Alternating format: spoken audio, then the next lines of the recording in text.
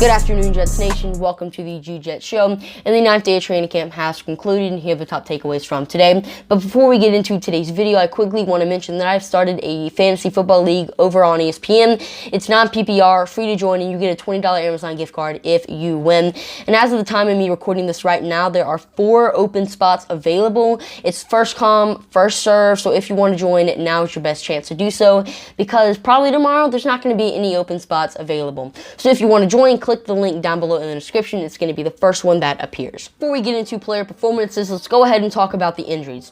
So Elijah Vera-Tucker has missed the past 2 practices with a pec injury. He's listed as day-to-day, so it's not going to be long before he's back on the field. Now, John Franklin Myers, Daniel Brown, and Alex Lewis all got injured today. We don't know how serious the injuries are, we just know why they are hurt. So John Franklin Myers is dealing with a shoulder injury, but he did walk off the field today, so he seems fine, so he's most likely not going to miss too much time, but we haven't heard anything about the Jets, whether or not if it's serious or not. Daniel Brown is dealing with a hamstring injury, and Alex Lewis is dealing with a head injury. Now let's get into player performances. So Zach Wilson was okay today, as well as the rest of the offense. It was a pretty bland day from the offense because the defense just dominated today's practice. They had their best practice all season. We'll talk about them more in today's video, but quickly before we talk about the defense, I just want to talk about our running backs real quick, because Michael Carter had a 60-yard catch and run touchdown today. I mean, he started off training camp with a bang, but it's quieted down these past 2 practices.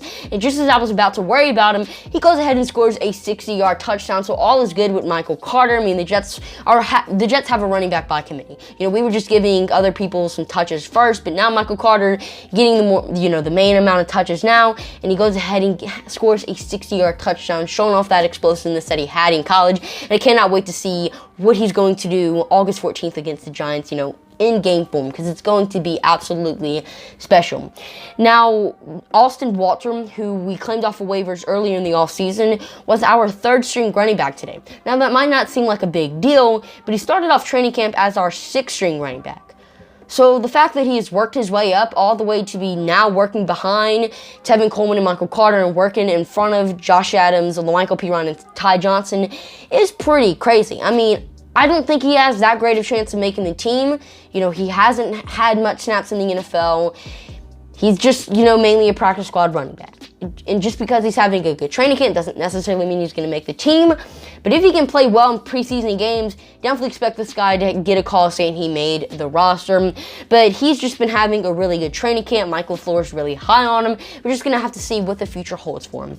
Now let's talk about the defense. So Jarrad Davis, Zane Lewis, and Blake Cashman all had interceptions in today's practice. Blake Cashman actually had a pick 6. Now it's good to see that Jarrad Davis and Blake Cashman both had interceptions today, because our linebackers last season couldn't cover to save their lives. So seeing that 2 of our linebackers had interceptions in the same day is pretty heartwarming.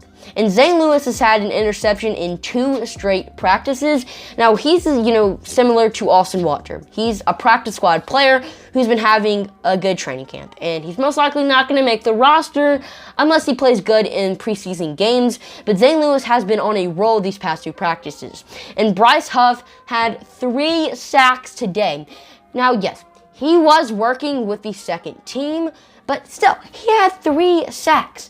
Now, if he keeps on the strong performances, because yesterday he had a sack as well, definitely expect Salah to give him some reps with the 1st team. And if he shines in those 1st team reps, definitely expect him to get some starting gigs this season. I mean, Vinny Curry is out for the first 2 weeks of the year. So, we don't have a guy to replace him as of now. I mean, the job is wide open. And if Bryce Huff can keep on having these strong performances in training camp, definitely expect him to get the call saying he's going to be our starting edge rusher week 1. Well, that's all I got for you guys today. If you ended up enjoying, let me know by hitting the subscribe and like button. Remember, if you want to join my fantasy football league, you can click the link down below. And, well, that's really all I got for you guys today. And I'm your host, Trit, signing off for now. See you later.